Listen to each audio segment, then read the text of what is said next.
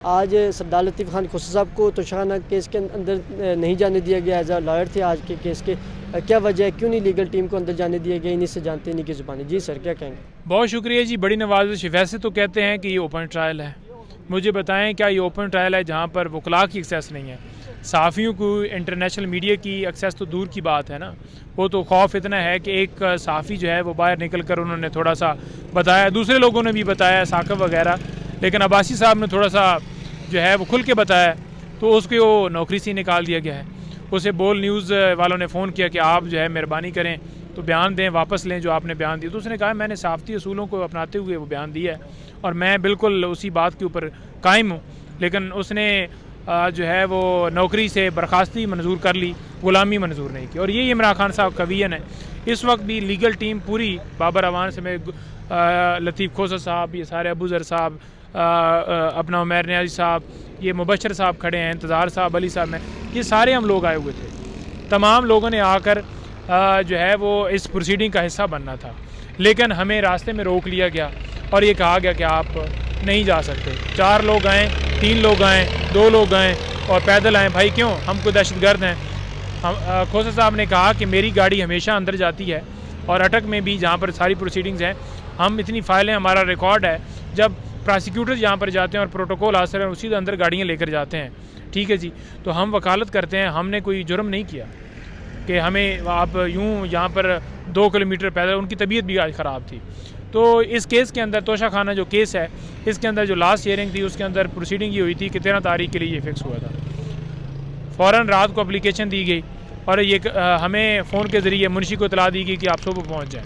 हम सुबह आए हैं तो ये कहा गया कि अब कल के लिए फ़िक्स कर लीजिए। तो हमने कहा कि चराए दस्तूर के ऊपर जैसे इंसाफ दिया गया है और जैसे उनके लिए रेड कारपेट बिछाई गई हैं कि नवाज़ शरीफ साहब के ख़िलाफ़ कोई सबूत नहीं है, नवाज़ शरीफ साहब बिल्कुल बरी ज़िम्मा है, बड़े सच्चे आदमी हैं, सच बोलने वाले हैं, खरे आदमी हैं और इनके कोई वारंट गिरफ्तारी नहीं है। हम वो वाला इंसाफ नहीं कहते, लेकिन कम से कम जो डेट रखी गई है उसी के ऊपर रखें, क्योंकि हमारा शेड्यूल है कि खान साहब के ऊपर 200 केसेस हैं, मुख्तलिफ केसेस चल रहे होते हैं मुख्तलिफ अदालतों में। आज भी आपको पता है कि बीबी साहिबा ने भी अभी पेश होना है।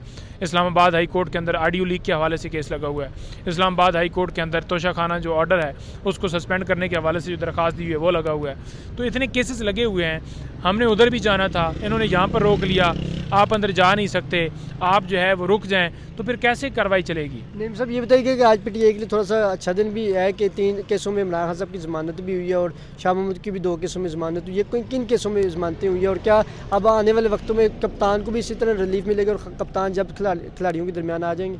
देखें, ये बेसिकली जो खान साहब के ऊपर केसेस दर्ज हुए थे ना 100 से ज़्यादा, वो इस बुनियाद के ऊपर हुए थे। मिसाल के तौर पर इमरान खान साहब के साथ वर्कर्स थे और वो पेशी के ऊपर आए तो खान साहब के वर्कर्स के ऊपर भी तशद्दुद किया गया, इमरान खान साहब की गाड़ी के ऊपर भी किया गया, हमला किया गया। और बजाय ये कि जो वर्कर्स को उठाया गया, गिरफ़्तार किया गया, शेलिंग की गई, उनको मारा पीटा गया, कि पुलिस वालों के ऊपर मुकदमा दर्ज होता, वर्कर्स के ऊपर भी मुकदमा दर्ज हो गए और खान साहब के ऊपर भी 109 का रोल डाला गया कि इनकी माँ के ऊपर वर्कर्स ने धावा बोला है। नवाज़ शरीफ साहब के साथ वर्कर्स होते हैं, गमले टूटते हैं, हाई कोर्ट के अंदर नारे लगते हैं, लेकिन आपने देखा कि उनके ऊपर कोई FIR दर्ज हुई। तो रियासत, क्योंकि उस वक्त ये PMLN की हुकूमत थी और ये चाहते थे कि इमरान खान साहब के ऊपर मुकदमात दर्ज करके उन्हें अंदर डाला जाए, इन्होंने ये सारे मुकदमात बनाए हैं। ये तोशाखाना भी ये 3 प्रोसीडिंग चल रही हैं। एक थी जो आपको पता है कि एक FIR हुई कुसार थाना में, एक जिसमें खान साहब को सज़ा हुई, इलेक्शन कमीशन वाला मामला तोशाखाना, और यहाँ पर एक नैब तोशाखाना ये भी चल रहा है। तो इस तरह की कार्रवाइयाँ चल रही हैं। सारे केसेस झूठे हैं, किसी केस के अंदर कोई हकीकत से ताल्लुक़ नहीं है। लास्ट ये बता दीजिए कि वकला को भी आप क्रैकडाउन उनके खिलाफ भी शुरू होने वाला है, या हम देखें कि PK में भी जिस तरीके से वर्कर्स निकल रहे हैं, पाकिस्तान तरीके से साफ वर्कर कन्वेंशन भी जो हो रहे हैं, 2-3-4 वकला को कल पकड़ा भी गया, फिर उनको रिहा भी किया गया। इसके अलावा मरवत साहब को भी पहले पकड़ा गया, फिर बाद में उन्हें भी घंटे बाद छोड़ दिया गया अवाम के प्रेशर पर। आप कैसे देखते हैं कि क्या वकला की तरफ अब ये क्रैकडाउन शुरू होगा, तो वकला इस सवाल से क्या हिकमत अमली तैयार करेंगे? देखिए, बात यह है कि मामला ये है कि जो पोजीशन इस वक्त बनी पड़ी है, वकला के घरों में छापे मारे जा रहे हैं, वकला के घर तोड़े जा रहे हैं, वकला को उठाया जा रहा है, वकला को गिरफ़्तार किया जा रहा है, वकला से जो है वो वीडियो पैगाम जारी करवाए जा रहे हैं।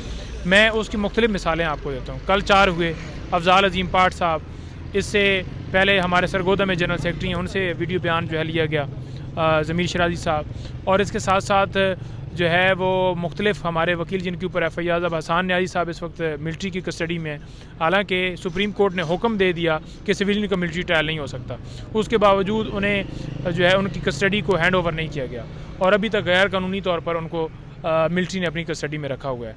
तो क्या ये बुनियादी हकूक़ की जो है वो खिलाफ वर्जियाँ नहीं हो रही? क्या चीफ़ साहब आपको नज़र नहीं आ रहा कि मुल्क के अंदर क्या हो रहा है? इलेक्शन कमीशन जो है इस वक्त 22 नेस का जो मुजाहरा कर रहा है वो नज़र नहीं आ रहा किसी को क्या हो रहा है? जो निगरान सेटअप है, निगरान हुकूमत है, यहाँ पर मुर्तज़ा सोलंकी साहब हों या दीगर हम जो इस वक्त निगरान सेटअप के अंदर लोग बैठे हुए हैं, या CM पंजाब या CM KP या जो भी, तो क्या उनके आपको बयानात नज़र नहीं आ रहा है कि वो सिर्फ पाकिस्तान तहरीक इंसाफ के ख़िलाफ़ बयानात दिए जा रहे हैं? और आपको ये नज़र नहीं आ रहा कि सिर्फ नवाज़ शरीफ को, परवेज़ खट्टक को और IPP और जितनी जमातें हैं उन तमाम को प्रोटोकॉल हासिल है, उनको जलसे जुलूस की इजाज़त है और हमारे ऊपर गोलियाँ चलाई जा रही हैं? तो ये नज़र आना चाहिए।